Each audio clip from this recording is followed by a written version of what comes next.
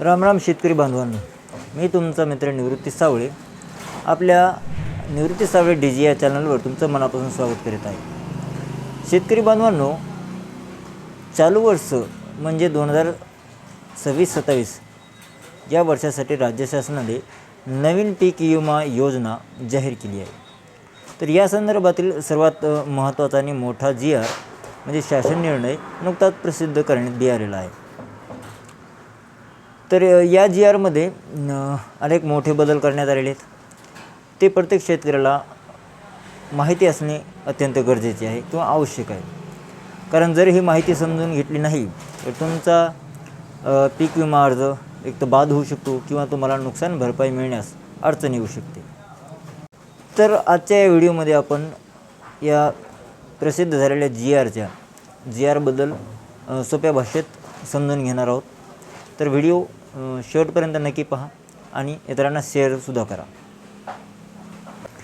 तर या योजनेत शेतकऱ्यांसाठी अटी काय ठेवलेल्या आहेत आपण त्या सर्वात पहिले पाहू। म्हणजे या योजनेचे वैशिष्ट्य काय आहे। तर सर्वात पहिले म्हणजे प्रत्येक शेतकऱ्याला फार्मर ID असणे आवश्यक आहे। ॲग्रिस्टॅक फार्मर ID हे ओळखपत्र क्रमांक असणे प्रत्येक शेतकऱ्याला बंधनकारक करण्यात आलेले आहे। आणि डिजिटल पीक सर्वेक्षण म्हणजेच पीक विमा नुकसान भरपाई मिळण्यासाठी शेतकऱ्यांनी आपल्या पिकाची नोंद ई पीक पाहणी किंवा डिजिटल पीक पाहणी सर्वेक्षणाअंतर्गत करणे अनिवार्य आहे। आणि विम्याचा अर्ज भरताना जे पीक निवडले आहे आणि डिजिटल सर्वेक्षणात जे पीक दिसेल ती माहिती जुळली पाहिजे। जर तफावत आढळली तर डिजिटल पीक सर्वेक्षणाखालील म्हणजे डिजिटल पीक सर्वेक्षणामधील जी नोंद आहे तीच ग्राह्य धरली जाणार आहे। माहिती न जुळल्यास तुमचा अर्ज कोणत्याही टप्प्यावर रद्द होऊ शकतो। किमान क्षेत्र मर्यादा म्हणजे या योजनेत सहभाग घेण्यासाठी प्रति अर्ज किमान 0.10 हेक्टर म्हणजेच 10 गुंठे किंवा 10 आर इतके क्षेत्र असणे आवश्यक आहे।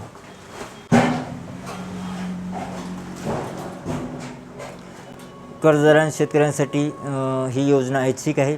म्हणजे तुम्ही या योजनेत सहभाग घेऊ शकता किंवा तुमच्या इच्छेनुसार। आता या योजनेत असे काही नियम लागू केले आहेत जे की अत्यंत कडक आहेत। म्हणजे जसे की जर फसवणुकीसाठी 5 वर्षांची बंदी आहे यावर मित्रांनो, ही गोष्ट काळजीपूर्वक आहे का। जर कोणी बोगस कागदपत्रे किंवा फसवणूक करून विमा लाटण्याचा प्रयत्न केला आणि ते सिद्ध झाले तर त्या शेतकऱ्याला पीक विमा योजना आणि नमो शेतकरी महासन्मान शेत योजनेसारख्या सर्व शासकीय योजना म्हणजे DBT योजनांमधून पुढील 5 वर्षासाठी थेट बॅन किंवा बंदी केले जाईल। अशी ही एक कडक आणि असं GR मध्ये सांगितलेलं आहे। आता विमा हप्तादार म्हणजे शेतकऱ्याला विमा भरताना कोणत्या पिकासाठी किती पैसे भरायचे। तर खरीप हंगामामध्ये गळीत धान्य उदाहरणार्थ सोयाबीन, तूर हे आहेत। तर त्यासाठी तुम्हाला 2% किंवा वास्तवदर्शी दर जे कमी असेल ते भरायचं आहे।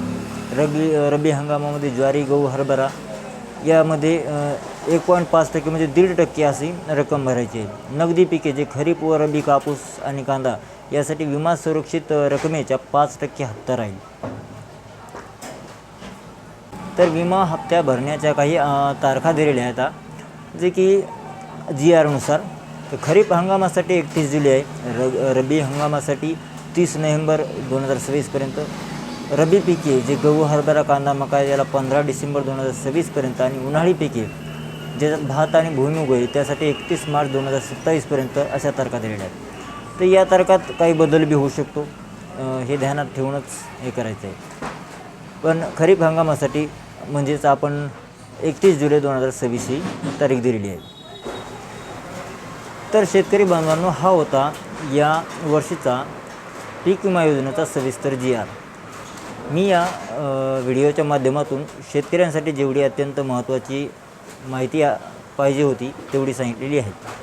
यामध्ये तुम्हाला फार्मर ID असणे आवश्यक आहे हे सुद्धा कळालेले आहे।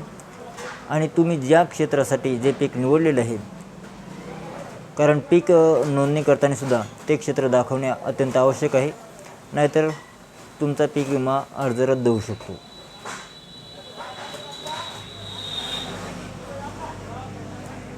तर फॉर्म भरताना कोणतीही चूक करू नका. ही माहिती आवडली असल्यास सर्व शेतकरी बांधवांना शेअर करा. आपल्या शेतकरी ग्रुपवर सुद्धा शेअर करा आणि आपल्या चॅनलला सबस्क्राईब करायला विसरू नका. धन्यवाद.